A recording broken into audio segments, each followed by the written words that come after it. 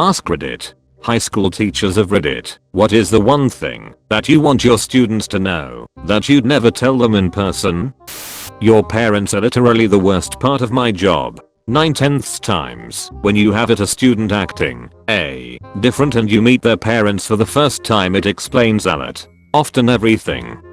Yes, I put you in a group with the kid you have a crush on intentionally. I'm stuck here with you 180 days a year. I want to see some drama. Edit. I think this is my most upvoted comment. Glad my matchmaking could make some folks smile. Also, thanks for my first gold. Edit part 2, silver 2. No paparazzi please. But seriously, thanks. I like how you make your own reality TV. It ain't much, but it's honest work.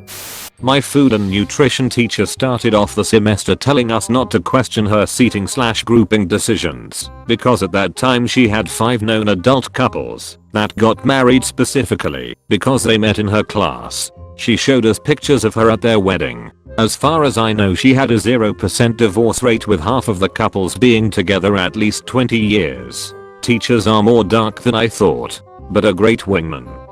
I'm not saying I liked fights in my classroom. I'm just saying I might have taken a little longer to react when the jerk student/bully was finally getting what was long overdue. Also, thank you to my students who would have my back when they'd kindly remind the class that I exist. Hey, yeah, you'll most shut the fuck up. Mr. Is Triniteach. I had to look a little disappointed, but I appreciate you, and I thank you for being my voice. Yes, we have a new seating chart, and yes, I sat you next to her because I can tell you have a crush on her. I noticed you try harder on your work when she is around, and to be honest, you two would make a cute couple. You know that's kind of cute. Update, they became good friends, but did not date. Both improved grades, so a win-win. I'm no longer a teacher, but I remember several days that I felt lazy and wanted to give the class the day off. I never did, because I knew the teacher's pet would rat me out. Sometimes even the teachers don't like the teacher's pet. Oh okay, I first thought every teacher in your country had an actual pet, but I eventually figured out you probably were speaking of choulica dude, as we call them in French. Outside of the classroom, we would call these people brown nosers, which is my favorite widely and casually used slang. I'd let you get away with so much more if you were actually a decent person who treated others with kindness and respect. A-holes rarely get the benefit of doubt or indifference. Absolutely this. Kids would be surprised by how much freedom they could get if they all tried to be nice to each other. I teach middle school in Taiwan. My students are 60% ESL, 30% intermediate English proficiency, and 10% native fluency. Only have 42 students, so this number is pretty on the money. I want to tell them this: I'm not an idiot. When you are ridiculing me in Chinese, I've picked up phrases and know which ones you're using. Don't act surprised when I give you detention for calling me Bendon, Dumme, or Beiji, idiot. I know what you're saying, ugh. Bendon. Oh, I second TF out of this. I teach in Cambodia. They think I don't know what they're saying when they talk shit to me in Khmer, even though I know exactly what they just said.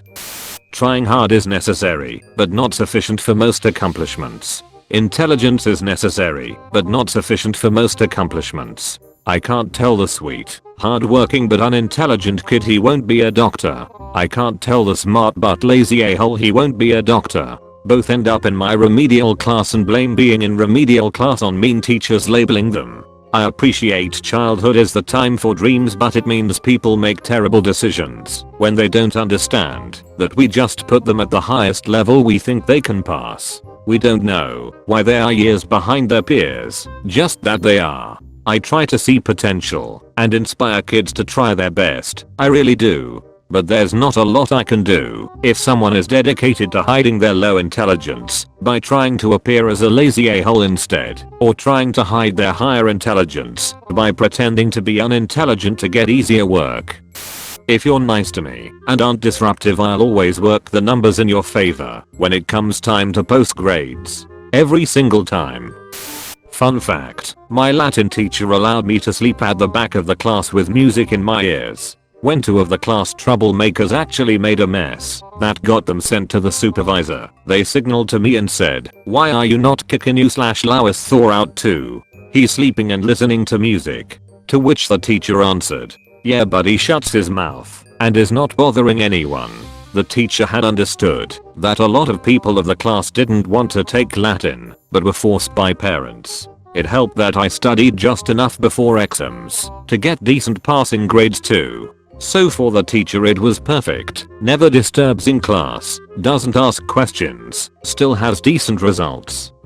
You can be unsuccessful at school, but successful in life. I pretend that it is important for you to do well in my subject, but in reality you'll most probably find your niche in life and be reasonably content or hopefully extremely happy. You might hate maths, English, science, but turn out to be the most amazing parent, artist, carpenter or even a mathematician, playwright or researcher. You might get the lowest scores in class and end up being the most successful of your peers. I feign annoyance, anger, disappointment. I reluctantly phone your parents, give you detentions, or write up critical reports. I have to. It's my job. If you do well in my subject then that's great, but if you don't then just relax. We can't all be good at everything.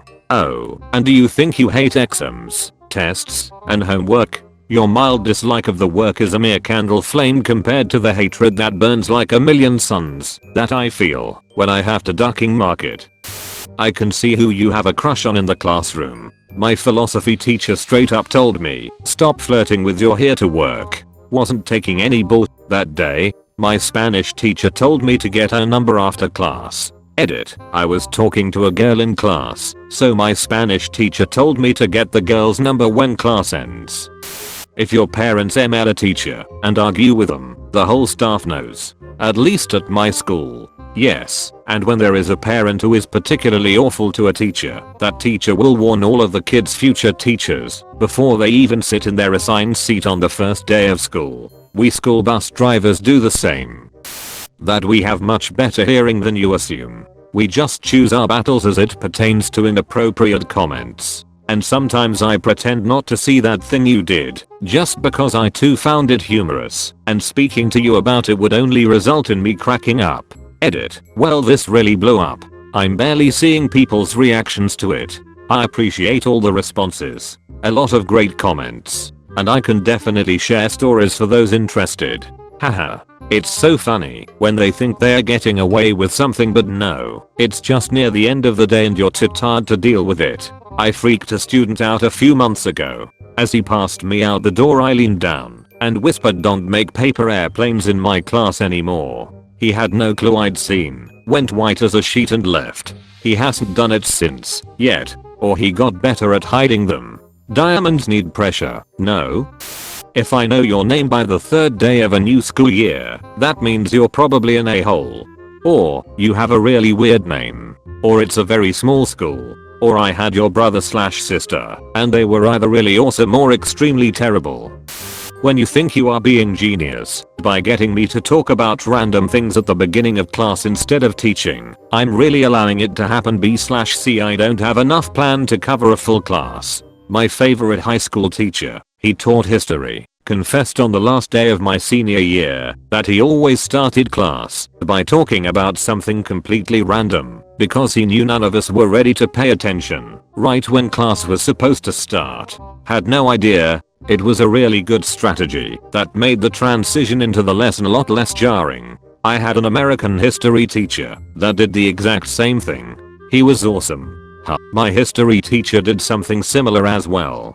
He also threw markers and other mostly harmless objects at students that fell asleep in his class. Needless to say, he was awesome too.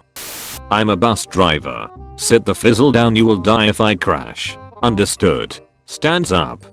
Now my students are up in our mobile. Class was supposed to start at noon. My co-teachers and I are down in the classroom. They're thinking if no one goes down there to get them, we won't have to do any work. We're thinking let's see if anyone comes down here to grab us. Social experiment. If not, we don't have to do anything. The events that happen when the day should have been a snow day.